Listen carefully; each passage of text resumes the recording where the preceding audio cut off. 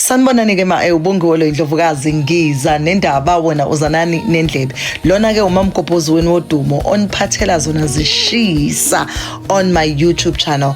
Please don't forget to subscribe, like and comment.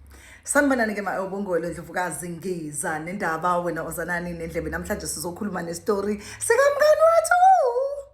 Umngani wethu uthi yena uzoxoxela thina ngendoda yakhe engafani noJonas. Uthi cela nje ningamjwayeli kabi.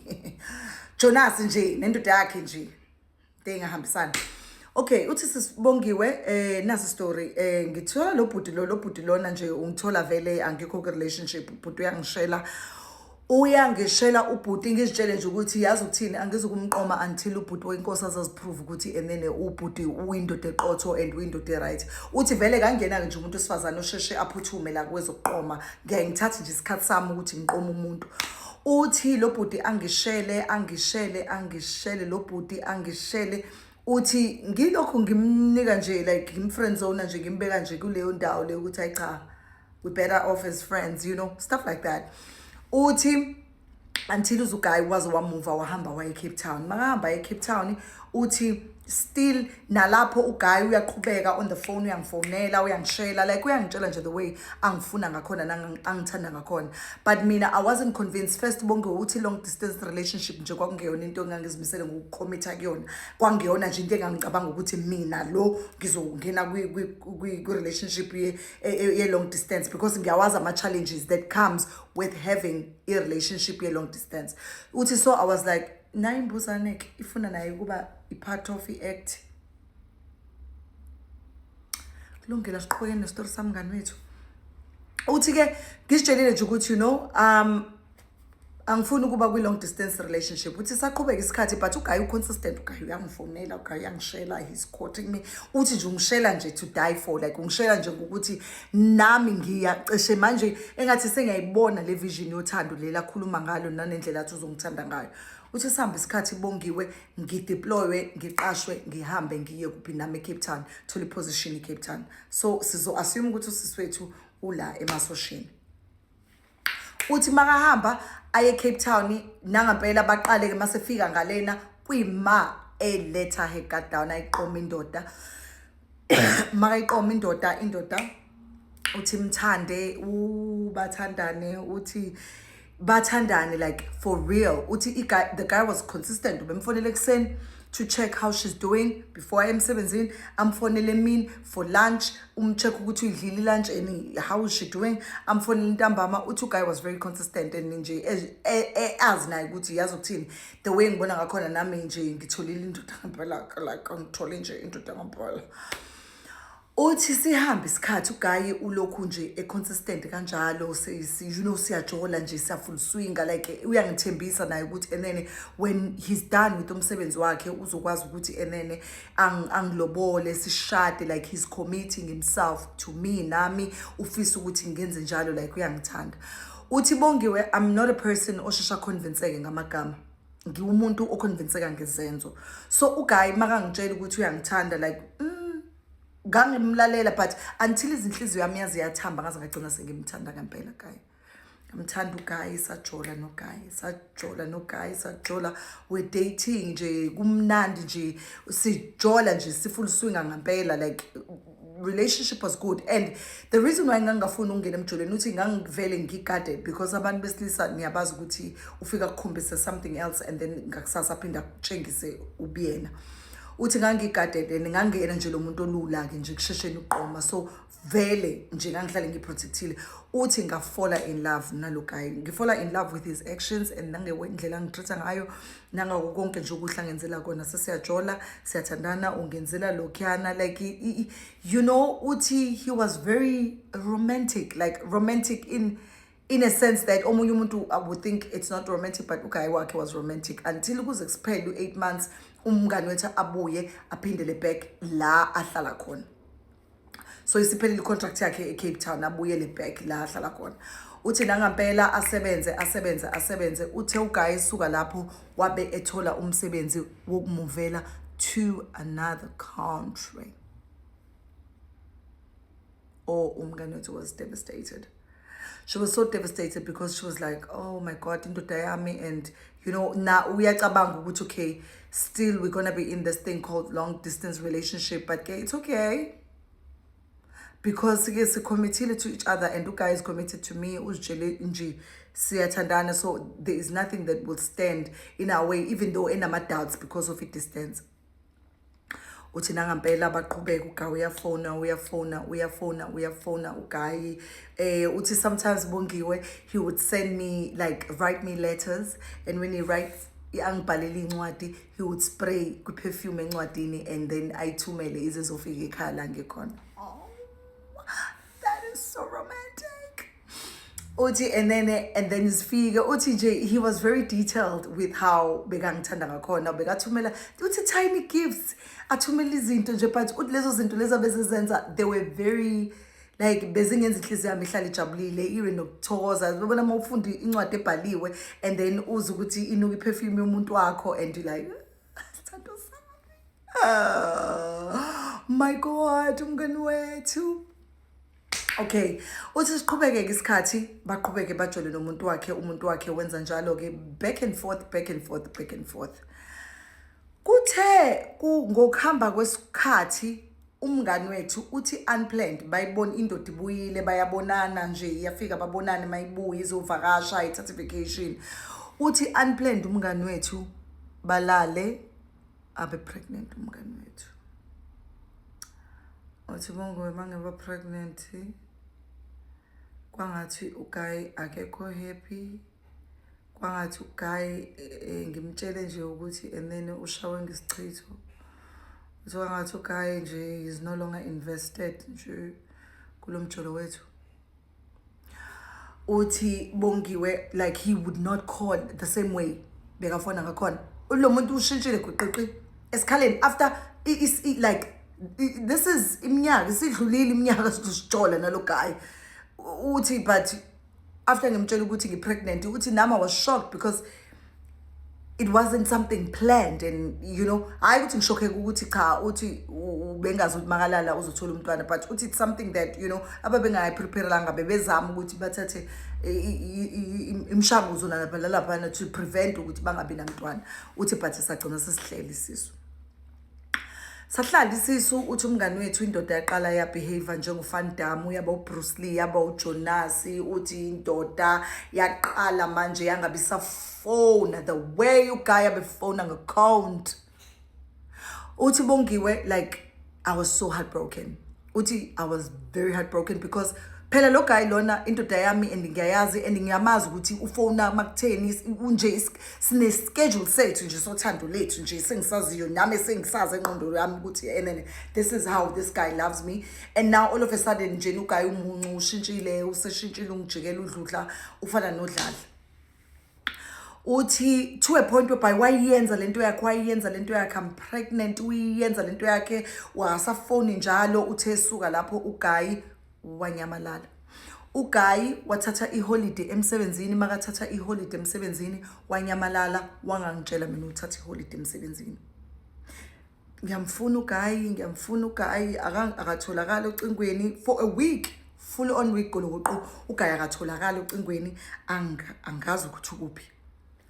Uthi asuke uGayi lapho, after a week uGayi kuyabe useyangifonela uyasho ukuthi yenene no, he took a holiday, he just needed a break. Uthi but why didn't you tell me ukuthi you needed a break? And abesethi yeah no, maybe we should take a break a little bit, you know.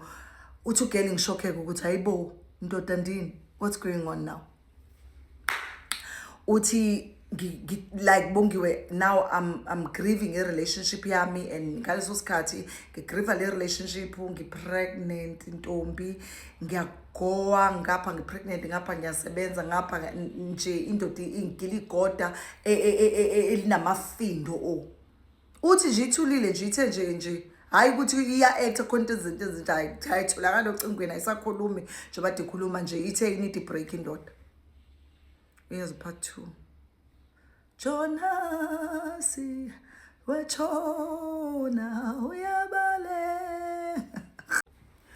Uthi-ke usisiye kuze kushaya isikhathi la kufuneka khona belethe umntwana, then indoda iyaqala iyafuna ukubuya back, iyamtshela ukuthi iyamthanda, uthi imtshela ukuthi enene yenza mistake, he was just lost, he just needed a break. Yabona nje achaze nje indlela umuntu wesilisa achaza ngayo makafebile. Because you know, I need a break, and you know, I just needed some time for myself, and I'm scared. But then now he's trying to fix a relationship.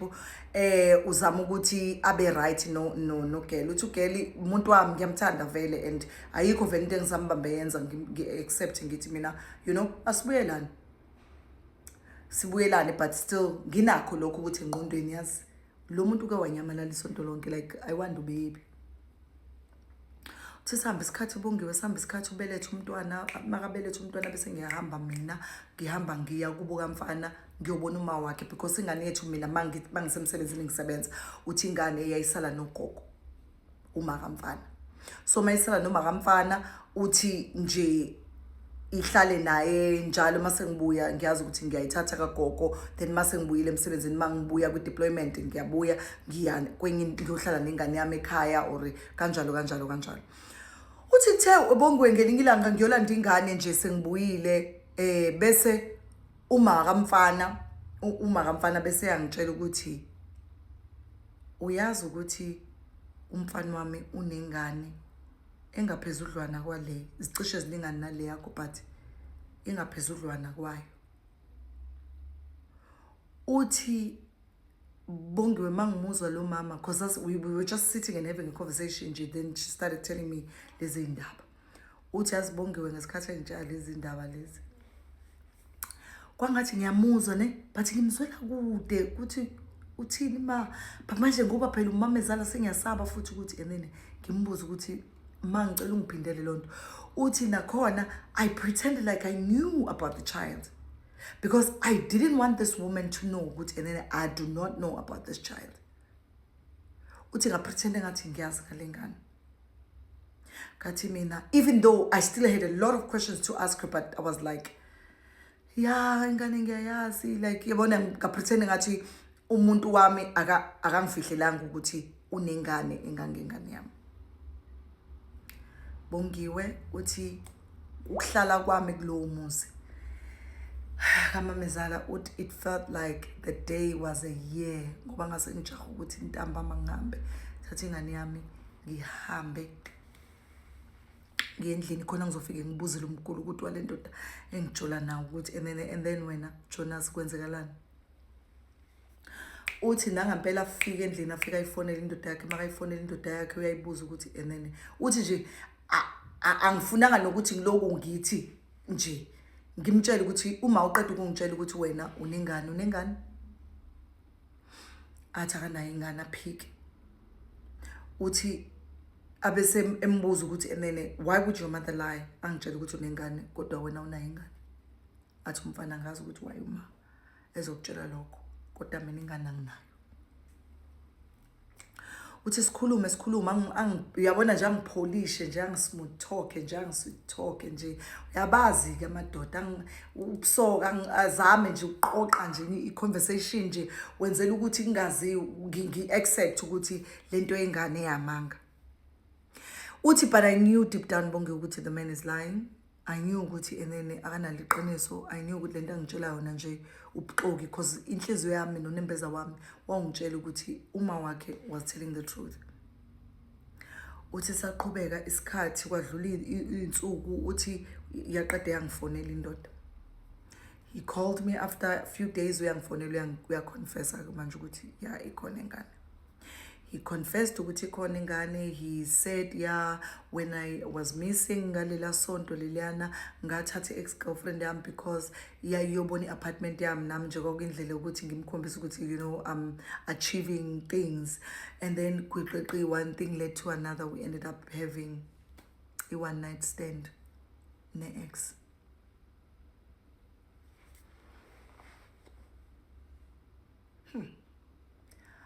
Othi sisi asibongiwe, then ngeze ukuthi ya ngaze ngaphoxeka. Uthi ngiphoxa nawe ukuthi vele ke nje angena ke nje nomuntu othemba amadoda. uthi kwayilena nje benginika i-chance ukuthi ngiyayithemba naye siyangigila naye sinengane. Uthi vele uma wakhe after ngitshelile even though ngifuna ukuzwa kuyena emlonyeni wakhe bengazi ukuthi uma wakhe usho iqiniso because there was no way uma wakhe would lie to me. Sahamba isikhathi uGayi uyangincenga uyangitshela ukuthi uzimisele ngami ngaso sikhathi ngisadiniwe angikho sure ukuthi ngisafuna yini ukuba ku relationship naye. Wangincenga uGayi wangitshela the way azimisele ngakhona to commit again ku relationship yethu. He made a mistake. Iplan yakhe was not to make a mistake. Njena uyangithanda and ufuna ukuvusa umuzi wakubo nami. Uthi umngane wethu ngimlalele Bongiwe ngicabanga ukuthi nginengane nalomuntu. I do not want my child ukuthi ikhule iyodwa ingenababa. Ngcono ingane yami ikhule under umndeni, a family.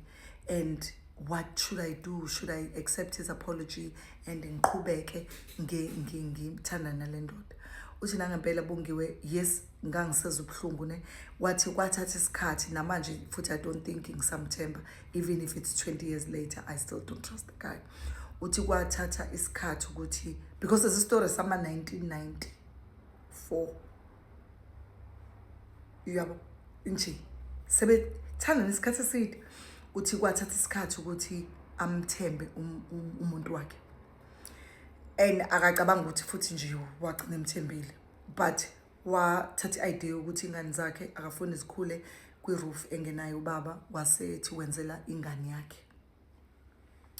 Uthi sahamba isikhathi Bongiwe lendoda lokhu imncenga. Uthi now he's trying to prove every day ukuthi lento ade yisho iqiniso and he's not gonna cheat.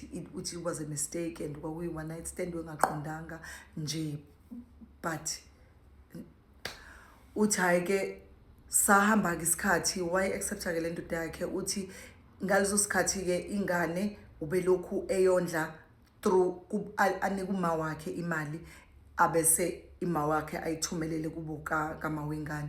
Uthi ngaso sikhathi mina while I was dealing with the stress and the things that this man has done to me and sengihlanganisa ngibale ekhanda ukuthi lengesikhathi engekho for 1 week. Uyabona mawusu umuntu osifazana usuhlanganisa isikhathi ususho ukuthi kusuku ukuthi wenza ukuthi kusho ukuthi wedila nantombazana. Uthi ngase ngisele nalokho and now I needed someone to talk to. Uthi luckily uma usaphila, then I was talking to my mom ngimchazela ukuthi this is what I'm dealing with, and uma was really helpful ngaleso sikhathi leso to ukuthi angisize ngale nkinga engangibhekene nayo because ngase ngilose i-trust kule ndoda. Uthi Bongiwe kuthe guqiqi kusenjalo nje ithi indoda iyacela ukuthi ngiplane i-vacation bese ngiza kuyena. Okay, nangampela siplane ke silungise zonke izinto, ngiplane i-vacation. I'm planning to go to indoda. Uthi ngingamshiyi umntanami ngihambe naye because indoda ideploy kwenye indawo, ngihambe naye umntwanami.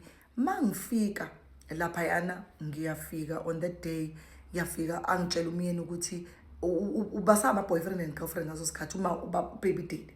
Ngiyafika lapha angitshela ukuthi yena ucela ngize eofisini lakhe.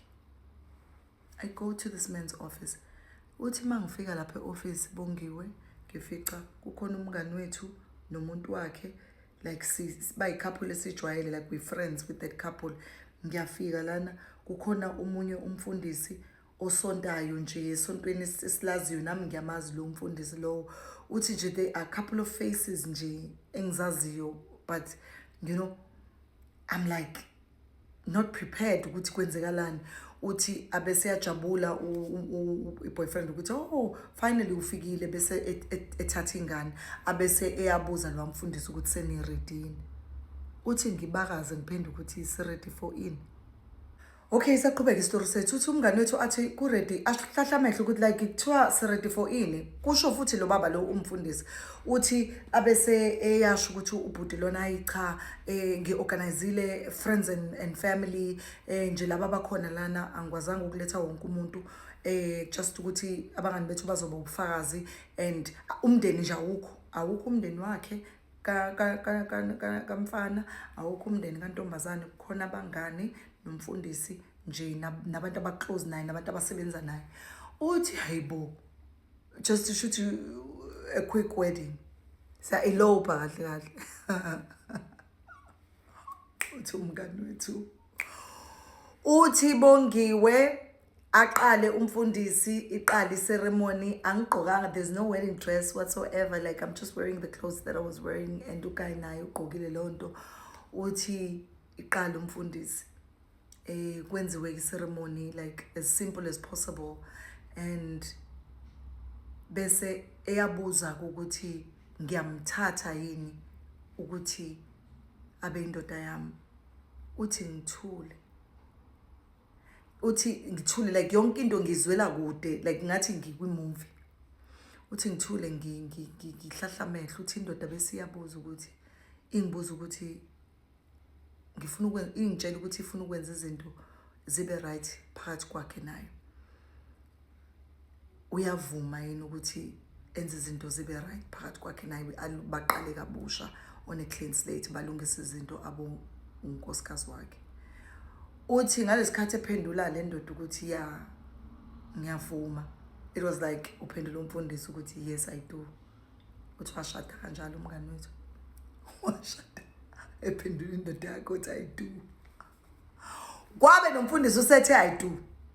Uthi washadwa kwasayina amaphepha bangani ofakazi, because ofakazi phela abangani babelethele ukuzosayinisa ukuthi babe ufakazi. Basayina, everybody knew about this wedding except for ifamily kaMfana nekantombazane, but abangani babo they knew. Uyena kuphela uGelo bengazi ukuthi uzoshada la. Uthi bashada kanjalo kwaphela kanjalo. Uthi Bongiwe sahamba isikhathi ngishadile manjena ekhaya bazi ukuthi mina I'm already married and manje ngumuntu wesintu, kufuneka manje ngisho ekhaya ukuthi ngishadile, but I can't tell them because ayenziwa ihlazo kwayileni ukuthi nje mina kusho ukuthi ngishadisile because clearly ngishadisile. Uthi Bongiwe then I tell the guy ukuthi you know kufuneka we need to do things right, sekufuneka uyolobola ekhaya and do things right. Uthi nangampela uGayi it wasn't something abe ngafuna ukuyenza, bevele eplan ukuyenza, but acabanga ukuthi ngalo amshado kwakuyindlela ayefuna ukungibamba ngayo ukuthi mhlambe ngizomshiya since wayengithithelile, because webona ukuthi relationship yethu ayikho manje that strong like it was before, so it was his way of trying to hold me ukuthi ngamshiya.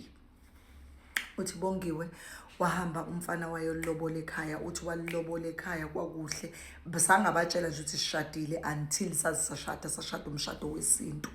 Ekhaya bazi ukuthi ngashada umshado wesintu, abazi nje ukuthi ngashada until sasagcina sesenzileke ezisikhathi sihamba, because yonke lento sayenza isikhathi sihamba sasagcina sesishadile umshado omhlophe. Kwayima abantu basekhaya beceba ukuthi ngishadile kanti mina khale ngashada kudala. Hawu umngani wethi Sikhokho, but ke asiqhubeke. Uthi ke bashadeke kanjalo ke. Uthi so mina ke ngoba ngicurious, ngumuntu ocurious, ngiyanibuzela ama questions, ngiphindele ke nomngani wethu ngimbuza ukuthi mngani wethu so after ushadile ke nendoda then what? Athi umngani wethu ya ezisikhathi sihamba wafuna ukuthi introduce enganini. She wanted to see umntwana. Nangampela uyambona umntwana wakwakhe, umntwana wendoda yakhe. But i-communication angithi eqaleni kwakuma wengane kanye nomamezala wakhe. Uthi wagcina lapho esefuna ukuthi i-communication ibe between yena noma wengane, ukuthi ingane makufuneka ilandwe, uma kufuneka ithengelwe ingubo zokugqoka, i-support nje bobabili benomyeni wakhe they are dealing with umntwana. Uthi noma sebeya kwi-vacation, beplan ama-vacation, they used to plan vacations. Uthi ingane bingasali njalo, ingane mabaya kwi-vacation umfana wakhe nengane kandoda le, uthi they would go together as a family. Uthi yenzeka lonto Bongiwe, yenzeka lonto Bongiwe, umntwana uyafunda, simenzela yonke into up until umntwana right now as we speak umntwana is preparing to go to varsity. Uthi mina nomyeni wami we suggested that umntwana eze azohlala nathi ukuze akwazi ukuprepare kahle ngoba i-varsity yakhe is more closer to us.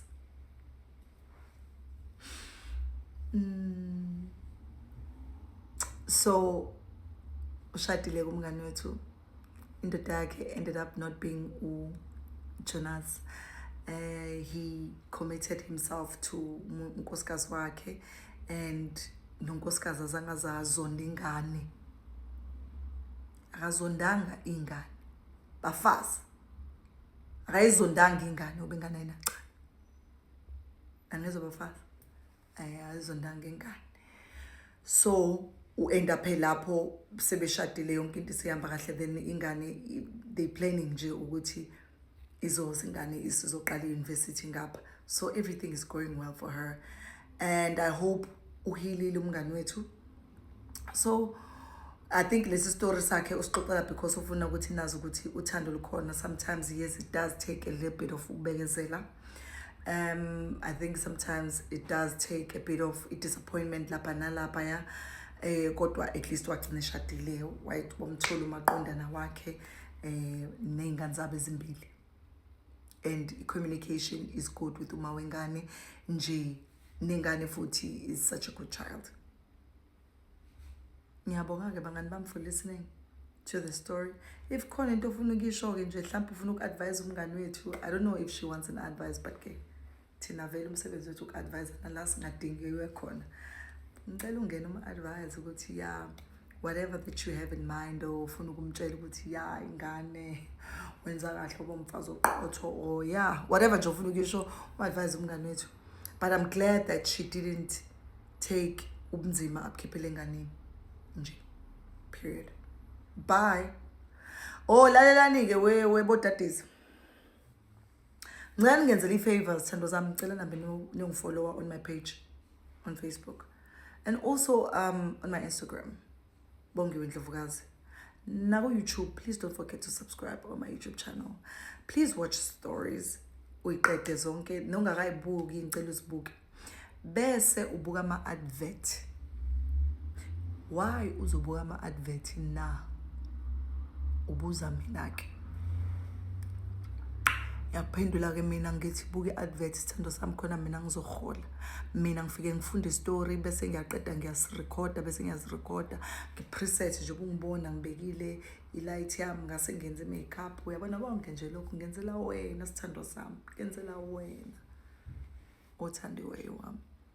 So njengoba ngenzela wena, ngicela nawe ungenzele i-favor sithando sami. Ngicela u-like, u-comment and share my stories to other people. Uqeda ubuka ama-advert on YouTube. Okay? Yeah.